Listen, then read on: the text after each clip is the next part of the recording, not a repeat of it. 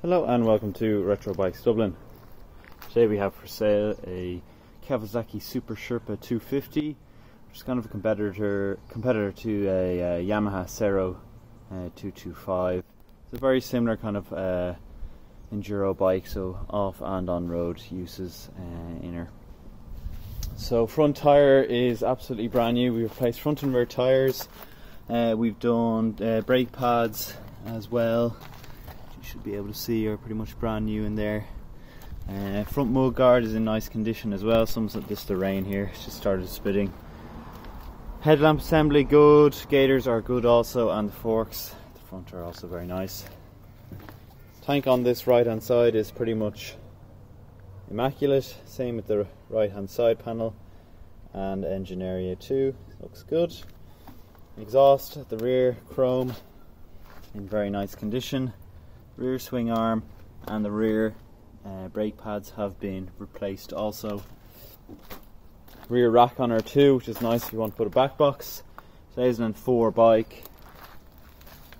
This is now the right hand side of the bike, original toolkit, as well as swing arm here and chain guard. Side stand only on her in this bike, and engine area here, some very minor signs of corrosion. Front fork then as well, good as two. We have a minor chip on the underside of the tank here, which you can see, and then also to show you that the bike has about 16,000 kilometers on her, so very low mileage. I will be going on a ride along video with her, so I'll start her up and all that and go through braking and how she runs on that video, so we'll move on to that now. Now, we are on the Kawasaki Super Sherpa 250. It's a different day because I went out on two bikes, the Yamaha SR400 and the Honda Today 50, and it was just miserable out, and I didn't feel like going out again on another bike, just be pissed on again. So yeah, we're out on the Super Sherpa that's just had brand new rubber put on her, front and rear, as well as new brake pads front and rear. So she should be pretty much ready to go. She's been serviced as well, spark plug, all the usual stuff that we do on the bikes. And she's a nice digital clock. Excuse me. Digital clock on her. We'll just see what the brakes are like. Very nice pressure to them as well. She's really easy to maneuver, her being a dual sport bike, so the handlebars are really easy to swing around. The bike is super light. I think it's 126 kilos, I think, which is super light. Seat height then, I am 6'2", 187 centimeters. I can get my feet down both sides very comfortably, no problems at all. Okay, well, we're not doing the top speed because, well, this bike doesn't really need a top speed thing. Motorway traveling then, probably not advised, but possible. She'll cruise, well, she will do 120 kilometers an hour cruising. 100 to 120 kilometers an hour is no problem. But is it advised on a 250? Probably not. If you do a small little bit on the motorway, nothing too much, one or two exits or junctions, then you should be okay. But rubber feels great. Wow, look at that. Really nice to flick around. They are these kind of half knobblies, half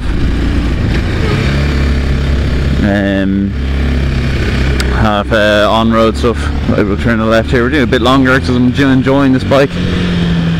Feels great. It's just so light to flick about. You could definitely get the front wheel up, no problem at all. Alright, so we just turn in here. Not going to go, well, actually, you know what, I'm going to go all the way around. Just get past the traffic lights here for you. The brake test, immediate left and right again here. Get up to speed. brake, brilliant, very, very nice on the front. Rear brake then, obviously, you know, a rear brake on a bike. Really, really flickable, really, really like this bike. Great little commuter, just for being able to get in and out of the traffic, super easy. Learner bike, if you're learning to ride a bike even, I would definitely recommend something like this, being it's so light. It's a bit more than a 125. I don't usually recommend people start on a 125. I would always just go to a 250 straight away. I just think the 125, yeah, it's good, you know. It is, you know, it's not, there's no threat to a 125 at all, especially the newer ones that are less than 15 brake, and most people get onto 125 that has about 10 brake horsepower, so there's no threat to them at all with the throttle. But with the 250 it's kind of similar, you just have to be that bit more. Oh my god, the schools are back. Oh no, sorry, I just got completely distracted. Guys in their uniform here, that is horrible. Oh no. Back to school already. Oh no. Sure, it's not even September yet. Oh, stop it. Yeah, so learning to ride then is on the 250 is usually where I like to recommend. It's your first bike, or even a 50. See, that's where I kind of go between the two. Like, if you're just really learning to ride and you don't really have too much interest at the moment for getting a geared bike or going up something, just get a 50 and then you can see how you go from there. Whereas the 125, I know a lot of people who just get on the 125 and they have aspirations to get onto bigger bikes, or they, you know, it just never comes to fruition. That they have this big idea in their head, they're going to start riding bikes, start on their 125, they get on the bike for about all of about a week, and then or 2 weeks, or even maybe a month, and then they go, oh, not for me, just because of the having to put all the gear on. And anyway, yeah, just 50cc if you're not too bothered about it all. It might get you into it a bit more. I started on a 50cc. I rode a 50cc for about 8 months. I'm not saying that I didn't ride any other bikes though, just because the nature of what we do here, I get to test a lot of bikes. But I did predominantly ride a 50, a Zoomer, into college every day and back. So